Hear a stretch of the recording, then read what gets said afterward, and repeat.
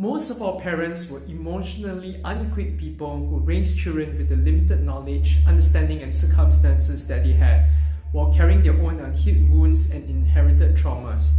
They were made to survive and cope using just their logic alone and were taught to unwittingly cut off their natural human emotions.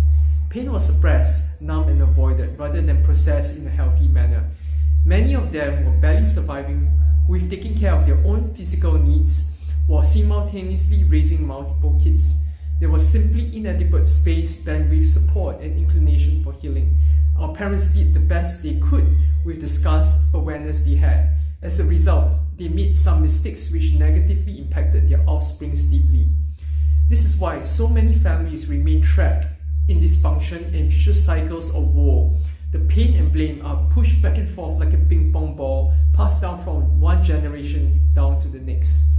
Generational trauma does not just disappear on its own. Unfortunately, it gets inherited and passed down until a brave soul is strong enough to step up to break the chains and toxic patterns. We don't get to keep blaming our parents and playing the victim or using a tainted past as an excuse to avoid doing the work of healing. The trauma may not be your fault, but healing is absolutely your responsibility. If you do not heal from what hurt you, you will bleed onto those who were not the ones that cut you in the first place.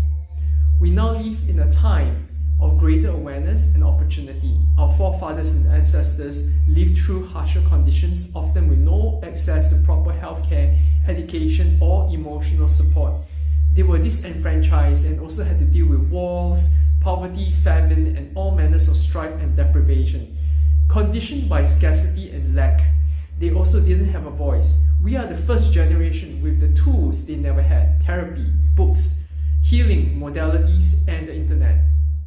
The responsibility of healing the collective toxicity and breaking down the cycles now rests on our shoulders. If we do not do the work, future generations will either have to heal what we refuse to face or continue carrying the same wounds. We don't heal just for ourselves. You heal for the generations that come after you. We heal for our children and our children's children. We heal that so that the future generations will not have to recover from the generational traumas left over by those who came before us.